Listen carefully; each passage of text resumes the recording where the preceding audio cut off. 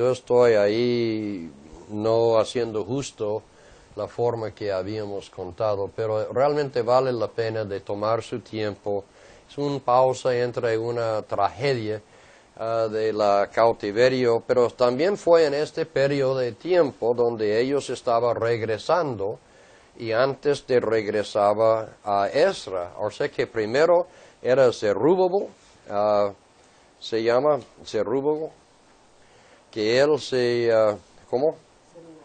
Zerubabel. Él se regresaba en la primero y luego ya si nosotros tenemos ahora la siguiente que era Ezra, que también se permitió. O sea que hubo varias intervenciones que se sucedió de personas que estaban en alto liderazgo.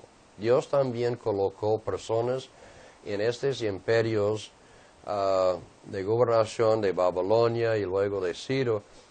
Daniel, por ejemplo, era uno de los altos en mando de completo de los príncipes y porque Dios le dio a él sabiduría y él era honesto y justo. Usted encuentra un hombre justo y todo el mundo lo puede, de pronto no le gusta, pero por lo menos él puesto en sus asuntos se dirige correctamente y todo. Y Daniel estaba ahí en esta situación. Hubo gente en altas posiciones que se intervino de una forma u otra de ser usado para la preservación o para la reedificación o por el regreso del pueblo. Más tarde también hubo una cosa que paró, eso es lo que vamos a ver ahí en Nehemías, que era un copero. Y ahí incluso, pero un copero uno dice, pero eso es nadie. El copero en esa época, si muchos querían envenenar al rey, entonces el copero era muy importante porque el rey le dio el vino, toma. Y a ver, si murió el rey, y muchas personas estaban ahí para matar la gente del rey, entonces el copero, pero era una persona de absoluta confianza. Aquí nosotros tenemos una no cualquiera, sino una persona que, aunque era de un oficio no tan noble, puede decir, sin embargo había ganado la confianza del rey, porque él entraba ahí con su cara caída y el rey, ¿qué pasó, mijito? ¿Qué pasó? O sea que el rey, él había ganado la confianza de este gran rey, tanto que si él entraba, no tan alegría, sino que tenía entonces, ¿qué pasó, mijito? ¿Qué? Cuéntame. Y él se contó de la situación. Yo creo que vamos a leer de ahí en un momento. Ahí se pone cuidado, eso es un antemano de cómo lo que vamos a ver. Entonces, hermanos, si me hace a ver, si leemos, sigue. Migración de los judíos a Palestina bajo Esdras, del 446 a.C., y la construcción de los muros de Jerusalén, que fueron terminados con Nehemías. Otro periodo de tiempo de más o menos 60 años, entre el 516 a.C. y 458 a.C., en el cual los datos acerca del estado de Judea y los judíos está en silencio. En el año de 458 a.C., en el séptimo año del rey Artajerjes, otra migración salió desde Babilonia bajo Esdras el escriba, un descendiente de Hilcías, quien había sido sumo sacerdote bajo el reino de Josías. Él fue acompañado por un número de sacerdotes y cantantes. Tenía en su posesión una carta de Artajerjes, otorgándole la autoridad de renovar los servicios del templo. La carta también proveyó una asistencia financiera para los magistrados por tal adoración con una pena de castigo por incumplimiento. Sin embargo, la mayoría de los judíos deseaban quedarse en Babilonia, donde estaban prosperando y en donde desde el principio del imperio pérsico ellos habían sido tratados con consideración. Bajo Esdras, la nueva población estaba entregada a trabajar la tierra, poblarla, establecer de nuevo las leyes y enseñarlas. Sin embargo, en el 446 a.C., la comunidad de Jerusalén mandó un mensaje urgente a Nehemías. Un servidor vino al rey pérsico informando que los muros de Jerusalén habían sido tumbados y las puertas quemadas. Es probable que esta devastación de la ciudad hubiera ocurrido en tiempo más reciente a la época de Nehemías, porque no es razonable haber enviado un mensajero a un viaje tan largo para anunciar los resultados de la tumbada de los muros que había sucedido hacía 150 años. De las indicaciones dadas en el libro de Nehemías, es probable que la campaña dirigida por Esdras y sus actividades políticas habían provocado hostilidades a otra parte de los habitantes de Palestina, especialmente los samaritanos. Quizá la calamidad anunciada por Ananías fue el resultado de un ataque por guerrillas sobre Jerusalén, el cual sus habitantes no estaban preparados para resistir. De todos modos, Nehemías tan pronto recibió la noticia, habló al rey Artajerjes, quien dio permiso inmediato de volver a Palestina con ayuda. 12 años más tarde, en el 446 a.C., Nehemías llegó a Jerusalén para reconstruir los muros y funcionar como gobernante. Con la enérgica administración de Nehemías, las reparaciones fueron terminadas en menos de 2 meses. Entonces hubo de nuevo un estado judío en Judea, aunque por supuesto bajo el reinado pérsico. Ahí si nosotros tenemos ahora, como ellos ya llegaron, yo quiero mencionar una cosa aquí, que realmente mi opinión que es bastante buena o necesario. Esdra era un sacerdote.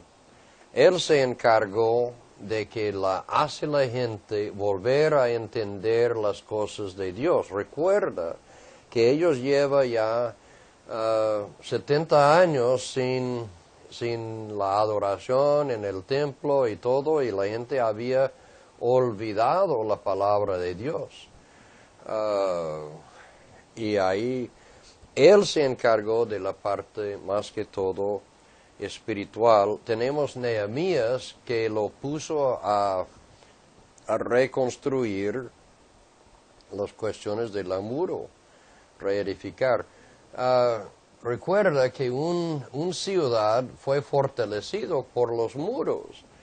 Y ahí sí también hubo gente que trataba a parar diciendo que ellos estaban construyendo para hacer otra vez cualquier hostilidad, ahora que contra el rey, pero es que ahí sí hay oposiciones en reedificación.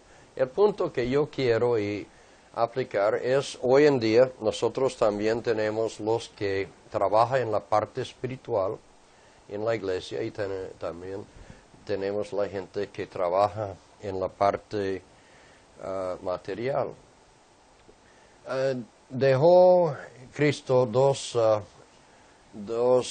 oficios en la iglesia, o uno, él dejó los apóstoles primero, y ya después ordenamos, hay los ministros, los pastores que están en cargo, que son siervos ordenados. Pero en la primera iglesia, en Hechos, se tenía tanto que estaba atendiendo hasta las mesas y necesitaba.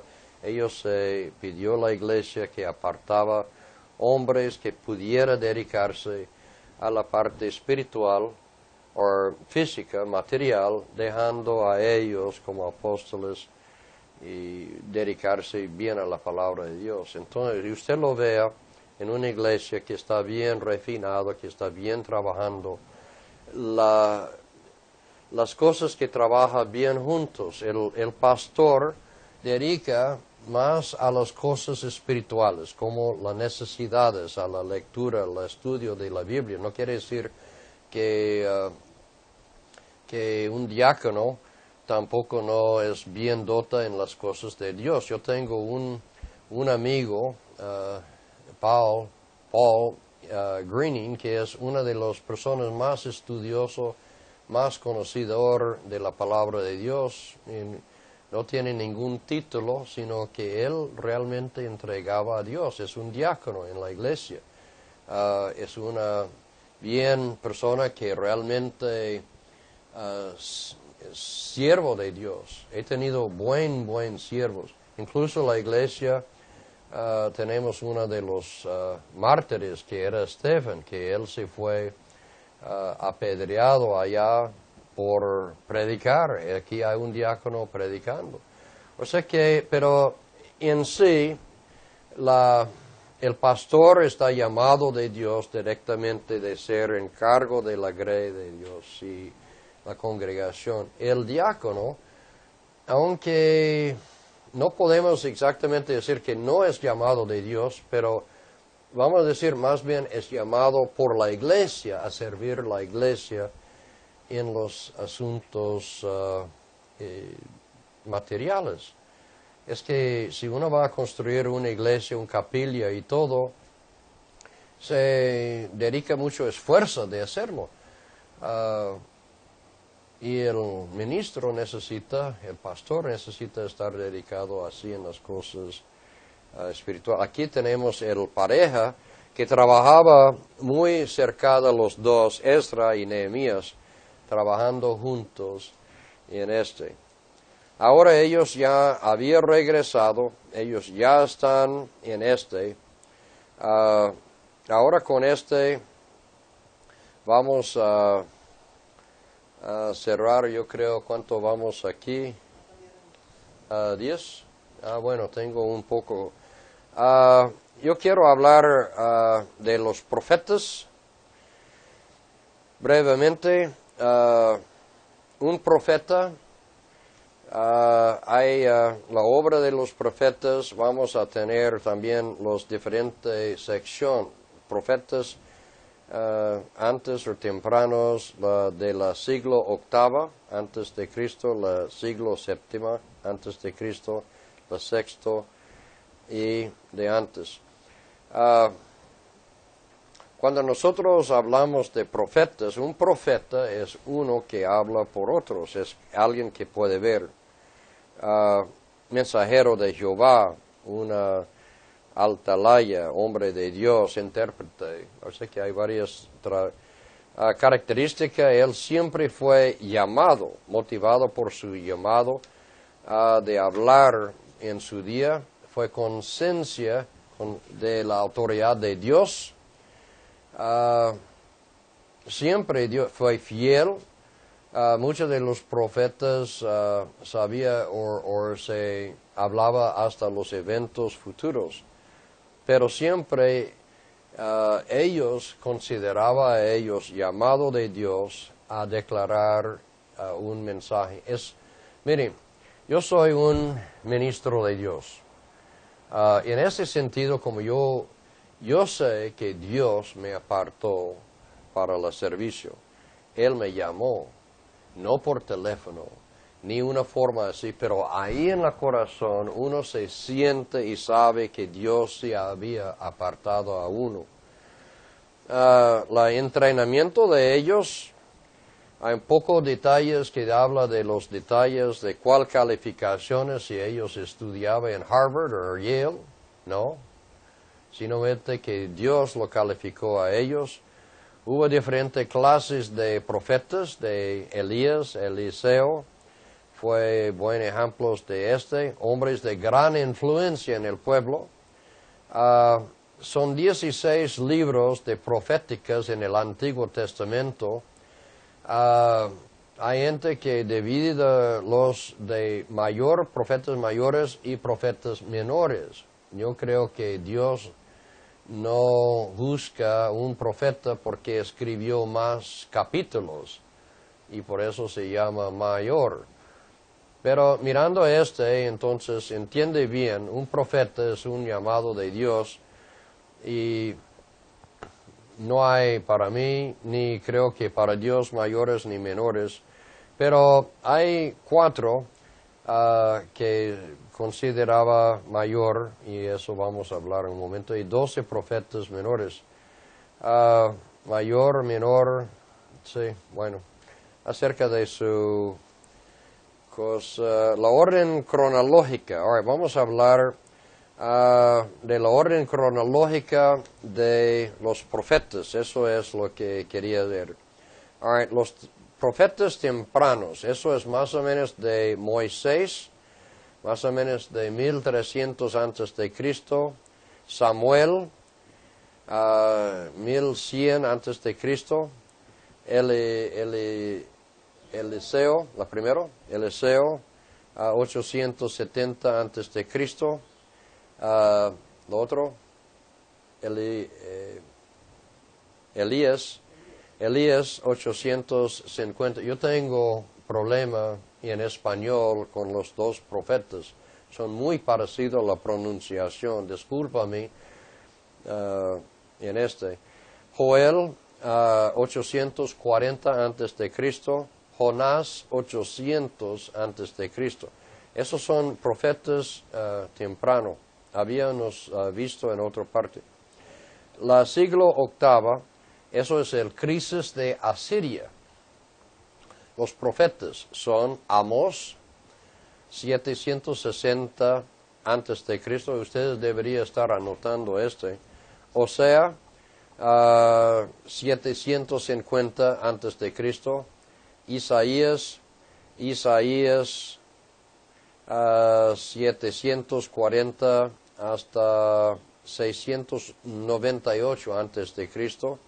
Podemos decir que de todos los que estaban, él sin duda era uno de los grandes. Y también Mequías, 735 antes de Cristo. En el siglo séptimo, esos de la crisis de Caldea, los profetas son Zefanías, 625 antes de Cristo, Jeremías, 625 a 585 antes de Cristo, Nahum, 625 antes de Cristo, y Habacuc, 610 antes de Cristo.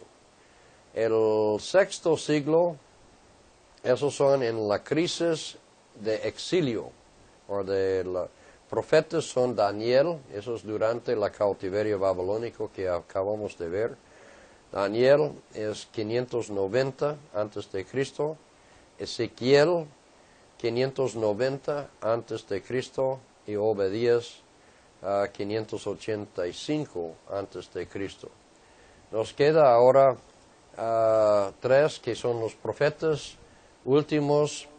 Entonces tenemos Ageo 520 antes de Cristo, Zacarías 520 antes de Cristo, y el último profeta en el Antiguo Testamento es Malaquías 435 antes de Cristo. Profetas son, usted en otro estudio va a estar viendo más profundo todo y algo sobre cada uno de los profetas, por lo menos un resumen de ellos. Será muy difícil nosotros hacer un resumen de ellos en vamos a ver si nosotros tenemos oportunidad de hacerlo, pero necesitamos, por el falta de tiempo, tocaría esperar hasta otra clase. Usted necesita tomar otra clase que va a estudiar más profundo los profetas que estamos ahí mencionando. De todas formas, usted necesita saber dónde están ellos ya después en este sentido. Bueno, que Dios le bendiga, que vamos a dejar así por hoy este estudio y vamos a esperar en la siguiente clase.